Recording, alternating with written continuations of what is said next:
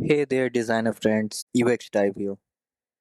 Now, I know we didn't record or publish anything for the last 2 weeks, but we are back here. And also, just to keep you all informed, we were supposed to talk about the UX laws and also see the use cases in real life projects.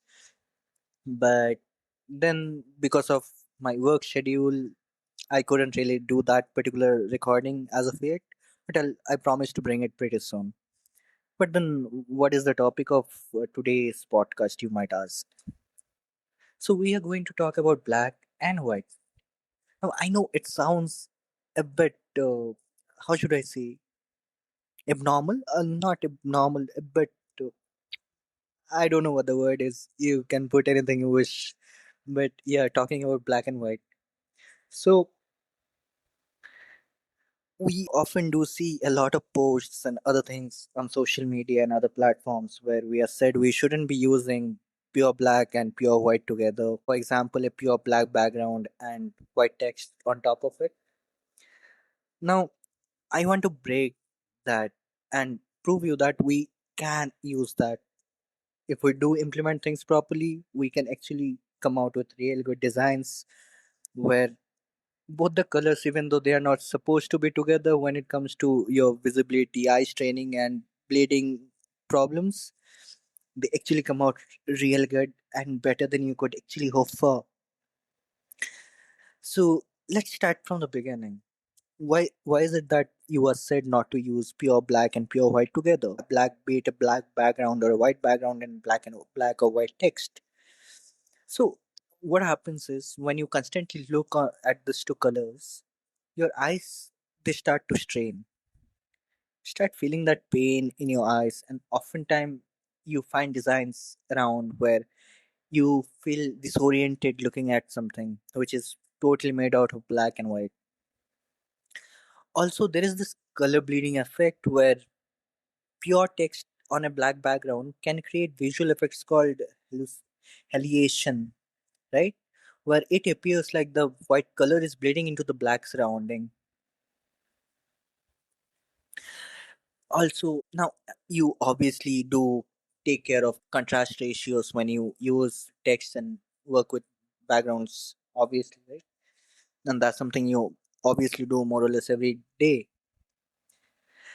But when it comes to the contrast ratio of black and white, it's just way too much, so much that it often feels there is nothing at all. You don't feel that contrast. Now, what it happens is the reason why you were said not to use these colors. Because when you use a black background and too many white text on top of it, yeah, it is hard to read. It is totally hard to read, and I do get that. But try using it in a different way. Use large text titles where you don't really go with too many texts or too many characters, but those are large, so they don't really feel that difficult to read, and they are so amazing to look at. Consider there a portrait which is made out of total black and white, and then you all of a sudden get a red line or red lips. As a matter of fact, it obviously I'm talking about a human portrait in black and white, and you see the way you are actually your attention is grabbed in that particular picture. You keep, it's not just the red color, it's but the differentiation of black and white that actually creates that whole image. We use the same things like negative spaces in darker logos. We try using that. We do that. Also, yeah, when I talk about negative spaces, we do use lot of different colors even to showcase logos and things, right? But just imagine it where you actually see something only in black and white and you actually love it, but still you are scared of using black and white together.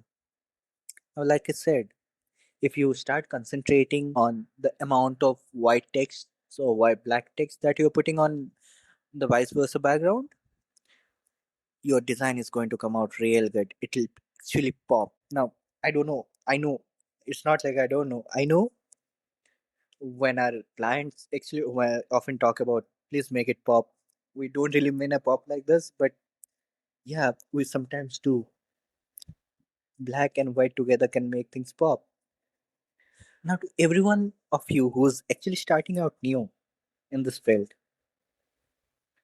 when you listen, read about things like this, that you are not supposed to do this and you are not supposed to do that, trust me, you are supposed to experiment. Don't just blindly trust all those documents out there, all those posts, videos telling you not to do something. Experiment with it. Who knows? You might find something which actually works and clicks for you or your work. But just, and that just happens. And if you are scared of actually taking that risk when being a designer, be it UX or UI, you truly are not going to succeed. And I'm not like you won't succeed, but then you'll miss out the fun. We are supposed to experiment with things. We are supposed to solve problems. And we can't solve problems if we are afraid of taking risks and doing experiments with all the things that we get in our life. So, to end my conversation, keep experimenting, keep imagining and designing, solving problems. See you in the next episode soon. Take care and have a good time ahead.